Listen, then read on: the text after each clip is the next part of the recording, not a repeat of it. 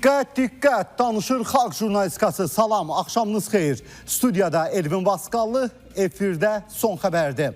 Azərbaycandan tranzit keçməklə Rusiyadan Ermənistana buğda daşıyan qatar Azərbaycan Dəmir Yolları Qapalı Səhmdar Cəmiyyətinin Biləcəri stansiyasından yola düşüb. 14 vaqondan ibarət çəkisi 976 ton olan buğda Böyükçəsi istiqamətinə göndərilib. Qatar Böyükçəsi stansiyasından Gürcüstana keçəcək, oradansa Ermənistan istiqamətində hərəkət edəcək. İndiyədək Rusiyadan Ermənistana Azərbaycandan tranzit keçməklə 35 min tondan çox taxıl, 8 min tona yaxın gübrə, 133 ton alüminium, 68 ton qarabaşaq və 414 ton antrasit göndərilib. Eyni zamanda indiyədək Azərbaycandan Ermənistana 14 min tondan çox dizel, 5 min tona yaxın AI-92 və AI-95 benzini ixrac olunub.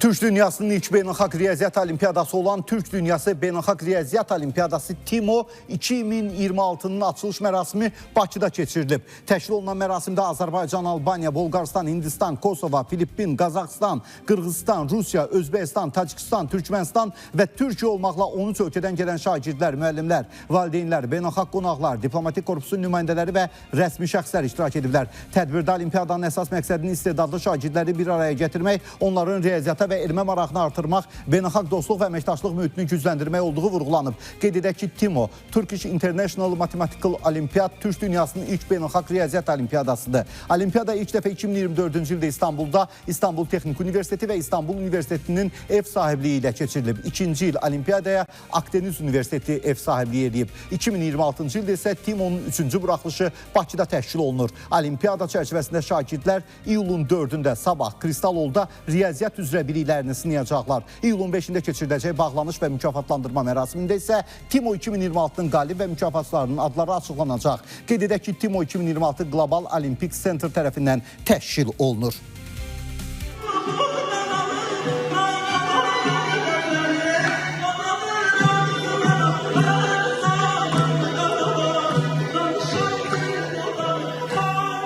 Böyük hadisədir və gənc riyaziyyatçılarımıza uğur arzulayıram. Daha bir şad xəbərim var. Azal'ın yeni nəsil təyyarələrində uçuş zamanı internetdən istifadə mümkün olacaq. Xidmət yalnız sərnişinin öz istəyi ilə təqdim olunacaq. İnternet bağlantısı Viasat Page texnologiyası vasitəsilə təmin ediləcək. Sərnişinlər sərfəli qiymətlərlə limitsiz və yüksək sürətli internetdən yararlana biləcəklər.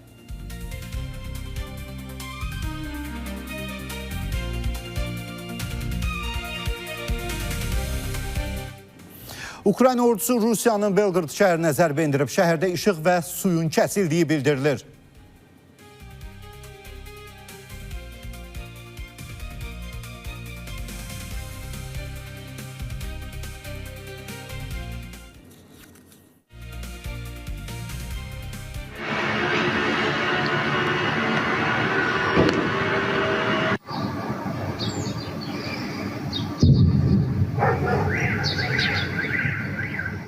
Bugün səhər saatlarından İranda ölkənin mərhum ali lideri Seyid Əli Xamneyinin vida mərasimi keçirilib. Mərasim paytaxt Tehranın Böyük Müsəllah məscidində başlayıb. Tədbirdə din xadimləri və xarici ölkələrin rəsmiləri iştirak edib.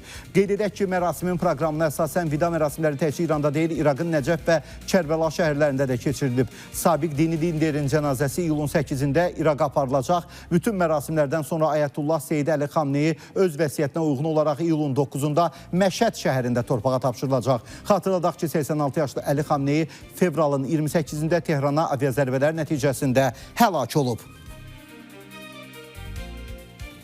Azərbaycan nümayəndə heyəti də İranın sabiq ali rəhbəri Ayətullah Seyid Əli Xamneyinin vida mərasimində iştirak etmək üçün Tehrana yola düşüb. Onları hava limanında İran rəsmiləri qarşılayıb. Nümayəndə heyətinə Milli Məclisin sədri Sahibə Qafarova, baş naziri müavini Şahin Mustafayev, Naxçıvan Muxtar Respublikasının baş naziri Cabbar Musayev və digər rəsmi şəxslər daxildir. Mərasimin 4-5 iyul tarixlərində Tehran şəhərindəki Mosallah kompleksində keçiriləcəyi bildirilir. Daha sonra cənazənin Qum şəhərinə aparılacağı, vida mərasimindən sonra isə vəsiyyətə uyğun olaraq Məşəddə dəfn ediləcəyi qeyd edilir.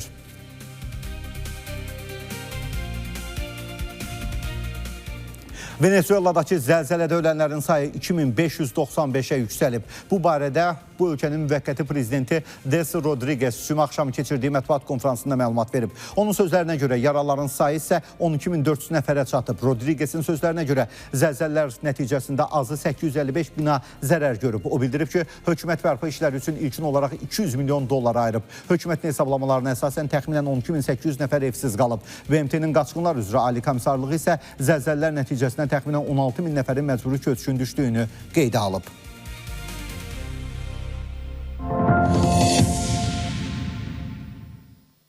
Naxçıvanda hərbçi dünyasını dəyişib. İyulun 2-sində Afiyəddin Abdullayev futbol oynayan zaman ürək tutmadan vəfat edib. Bir neçə gün əvvəl Naxçıvanda hərbçi Vətən müharibəsi iştirakçısı Elvin Pənahov da ürək tutmadan həyatını itirmişdi.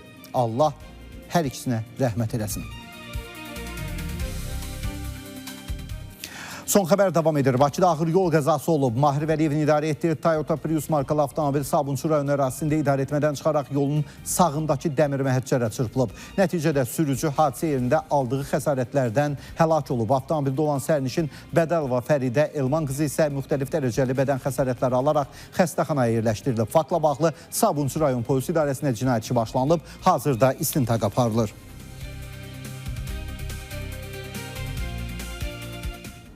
Bakı-Quba Rusiya dövlət sərhədi ödənişli avtomobil yolunda ağır qəza olub. Hyundai markalı avtomobili idarə etmədən çıxaraq aşıb. Nəticədə avtomobildə olan 33 yaşlı Səma Əliyeva aldığı xəsarətlərdən həlak olub. O, Şəmkir rayon mərkəzi xəstəxanasında qeydiyyatçı vəzifəsində çalışıb. Bir övladı var, faktla bağlı araşdırma aparılır. Bakı şəhərinin Suraxanı rayonu Əmircan qəsəbəsində marşrut avtobusu yol qəzası törədib. 113 nömrəli marşrut xətti üzrə hərəkət edən Karsan markalı avtobus idarə etmədən çıxaraq ağaca çırpılıb. Nəticədə avtobusun sürücüsü və sərnişinlər müxtəlif dərəcəli bədən xəsarətləri alıblar. Hadisə ilə bağlı təbibdən bildirilib ki, Sabunçu Tibb Mərkəzinin təcili tibbi yardım şöbəsinə 11 nəfər, 5 qadın və 6 kişi hospitalizasiya olunub. Müxtəlif bədən xəsarətləri alan pasientlərə zəruri tibbi yardım göstərilib. Vəziyyəti qənaətbəxş qiymətləndirilən şəxslər ambulator müalicə üçün evə buraxılıblar. Qəza ilə bağlı Suraxanı rayon polis idarəsində araşdırma aparılır.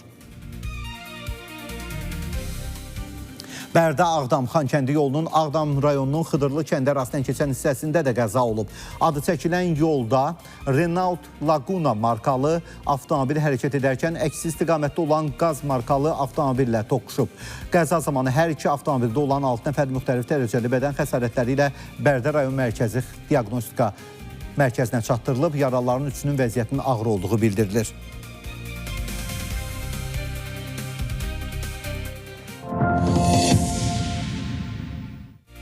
(051-583-2408) qaynar xəttimizdir, WhatsApp nömrəmizdir. Siz də bizə yaza və ya video göndərə bilərsiniz. Probleminizi və sizi maraqlandıran məsələni məhz son xəbərdə işıqlandıraq.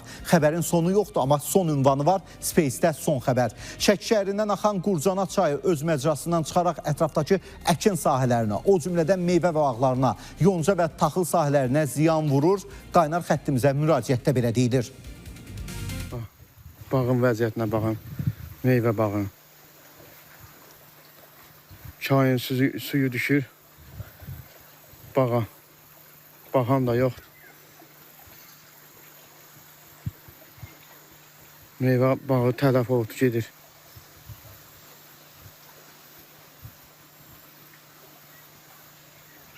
Adın ağaçlar quruyur, saralıqdır, gedir. Şəkinin Cunut kəndində yolun bərbad vəziyyətdə olmasından da şikayətlənilir. Kəndlə rayon arasında nəqliyyat əlaqəsi demək olar ki, kəsilib. Sakinlər kənddən rayon mərkəzinə gedib gəlməkdə ciddi çətinliklərlə üzləşirlər. Şikayətçi aidiyyatı qurumlardan problemin həll olunmasını və yolun bərpa edilməsini xahiş edir.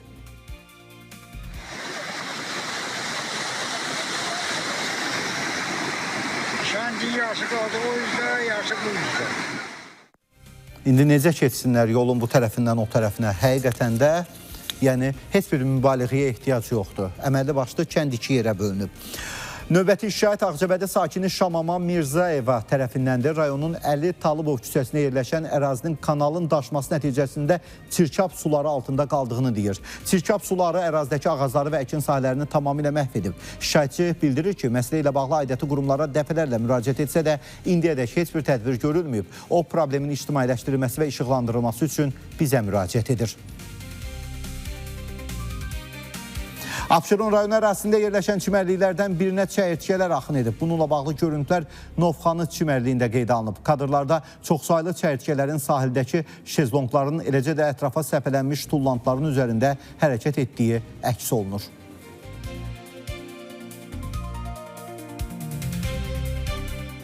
Bugün Bakı şəhərinin Sabunçu rayonunun Bilgəh qəsəbəsində Fövqəladə Hallar Nazirliyinin yeni tikilmiş Bilgəh sularda xilas etmə məntəqəsinin açılışı və xidmət üçün alınmış yeni texnikaların təqdimatı keçirilib. Müasir avadanlıqlarla təchiz olunan modul tipli məntəqədə dalğıc xilas edicilərin fəaliyyəti üçün bütün zəruri şərait yaradılıb. Hazırda ölkə üzrə ümumilikdə 20 belə məntəqənin tikintisi davam etdirilir. Təqdim olunan yeni texnikalara 10 plastik rezin qayıq, 10 Yamaha hidrosikli və onlar üçün 10 Merkuri 25 markalı asma mühərrik daxildir.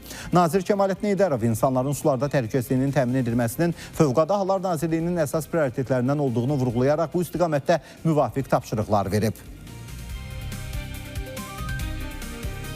Bakıda açıq sahədə yanğın olub. Hadisə paytaxtın Nizami rayonu Babək prospekti 485 ünvanında qeydə alınıb. Yanğın açıq ərazidə quru otluq sahəni bürüyüb. Hadisə yerinə Fövqəladə Hallar Nazirliyinin əməkdaşları cəlb olunublar. Yanğının söndürülməsi istiqamətində tədbirlər görülüb.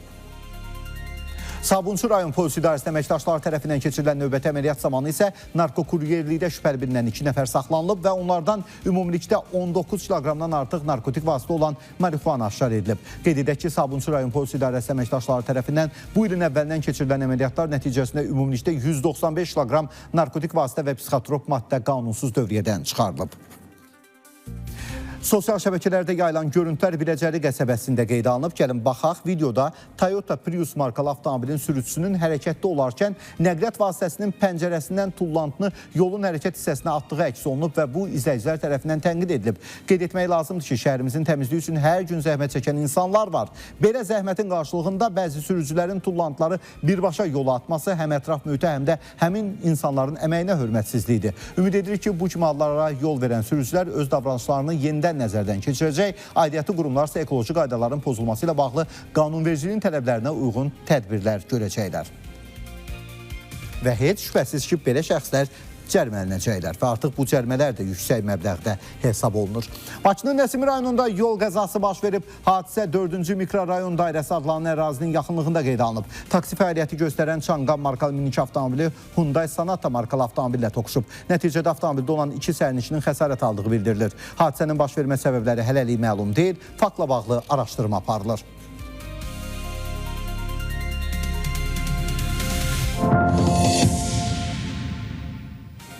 Portuqaliyanın dünya çempionatının 8-də 1 final mərhələsində Xorvatiya üzərində 2-1 hesablı qələbəsindən sonra Cristiano Ronaldo və komanda yoldaşları qələbəni qeyd ediblər. Onlar eyvanda coşqu dolu anlar yaşayıblar. Bu zaman aşağıda yüzlərlə azarkeş onlara dəstək olaraq şüarlar səsləndiriblər. Xatırladaq ki, Portuqaliya maçın sonlarına doğru həlledici qolu vuraraq 2-1 hesablı qələbəni rəsmiləşdirib. Bu nəticə ilə onlar turnirdə növbəti mərhələyə yüksəlib. Xorvatiya isə dünya çempionatı ilə vidalaşıb. Qeyd edək ki, Portuqaliyanın 4-də 1 finaldakı rəqibi İspaniya olacaq. İndoneziyada ev sahibi davamlı oğurluqlardan bezib və qonşuları ilə birlikdə oğrular üçün pusqu qurub. Gecə vaxtı onlar 4 nəfəri yaxalayıb, yapışqan lentlə sarıyıb və gəlin videonu izləyək. Bax, bu vəziyyətdə də polisə təhvil veriblər.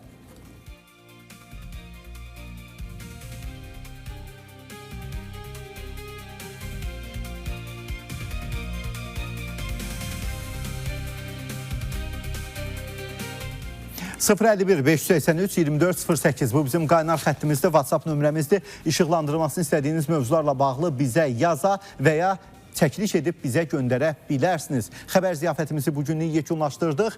Həftənin 1-ci günü yenidən görüşərik. Vədimizə sadiq olaq.